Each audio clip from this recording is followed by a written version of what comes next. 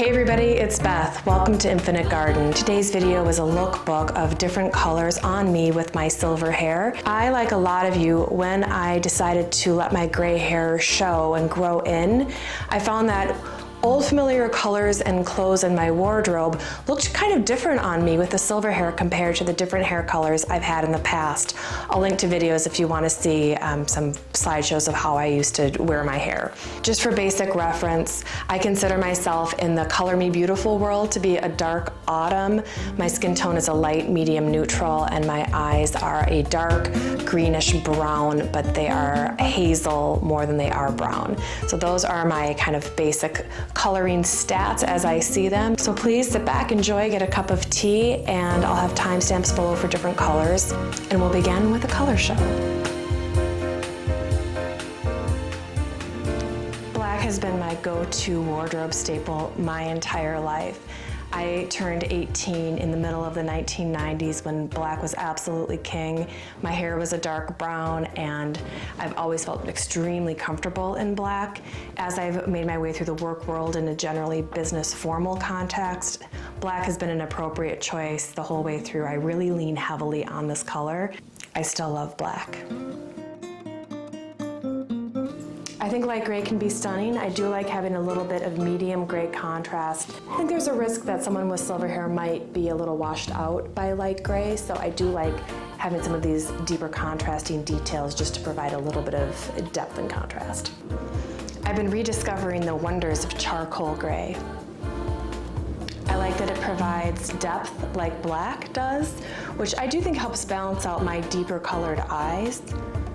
But it's not quite as harsh as a true black. I think charcoal is going to become a little more prominent in my wardrobe going forward.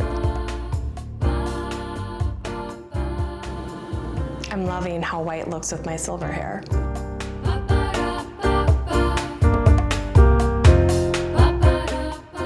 This is a classic ivory silk blouse that I have in my wardrobe. It's something that I like to make use of in my work wardrobe.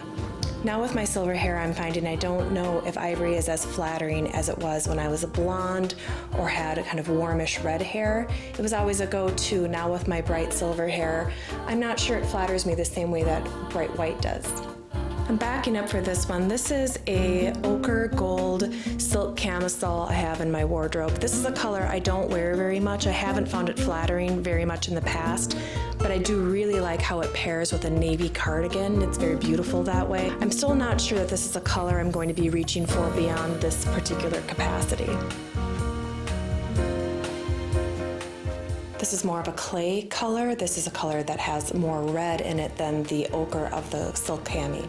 This bright orange is a color I'm consistently attracted to, but when I bring it home, I tend not to reach for it when I'm getting dressed in the morning. It always feels a little obvious and bright, which is something that I've kind of shied away from. Now I'm not so sure. I think this might be a color that my silver hair can help balance in a way that my other colors couldn't. Bright primary red has been a go-to for me as long as I can remember. I specifically had the most fabulous bright red dress when I was in 7th grade that I wore as long as I could. I have always loved this color and felt very comfortable in it. I think I still like this color with my silver hair. This Cabernet wine color has been another staple in my life as long as I can remember. I've always felt really good in this particular type of shade. I still feel good in it. Light pink. I was surprised to learn I had no fuchsia in my wardrobe beyond a jewelry roll-up case I bought in San Francisco in Chinatown. So I'm just going to hold that up to my face so you can see.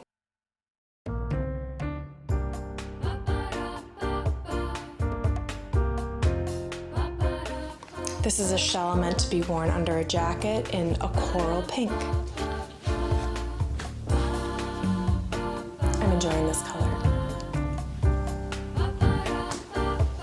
Light blue.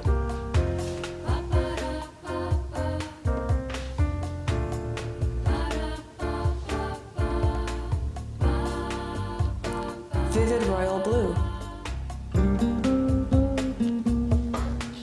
Blue, green, or turquoise.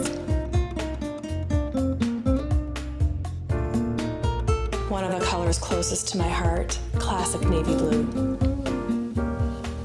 I don't think anything could keep me from wearing navy blue, so I'm really glad that I think it flatters my silver hair. True purple. I feel like I need more of this. One of my new favorites, pale lavender. Olive green. When my hair was dark medium brown, I always loved how I looked in olive, and then for a long time it didn't really feel right to me, but now it's starting to feel like olive green is a color I'm going to be reaching for again. Bright Kelly green. This particular blouse has some warm hand embroidery.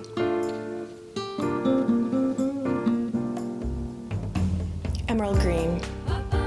I literally have 3 emerald green lace tops to choose from. Clearly it's a favorite. I do love this color. Finally, I thought I'd try some prints and patterns. It's not something I'm super comfortable with. I tend to gravitate towards solids, and I look more for my interest in the way the fabric is constructed, but I do have some prints and I wanted to show those to you. This particular shirt I'm wearing now, I've never worn much unless it's under a sweater with just some of the detail poking through, but this is what this one looks like. This is one that's in my closet still. I haven't kicked it out yet. I can't live without a dark floral, and this is my version of a bomber jacket. This particular dress came with 2 gin and tonics. That's the wrap up, folks.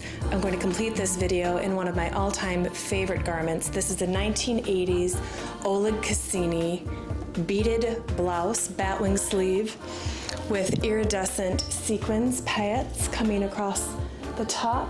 I found this particular blouse at a vintage/record store in Minneapolis, where I was also buying a copy of Willie Nelson's Tougher Than Leather. I was completing my transaction for that particular LP, and I looked up and saw this blouse hanging on like a pegboard way above the record store counter, and I think I got it for $26. It's in pristine condition, and I bring this one out for your enjoyment. Anyway, I hope you enjoyed this. As promised earlier in one of my no-buy video check-ins, I have been shopping my closet. I've been digging deep into what I have and trying to understand what I like best now that I've come through this transition. So as I move forward to make new additions to my wardrobe, I can do so carefully and with a really clear understanding of what looks good on me now that things are just a little bit different.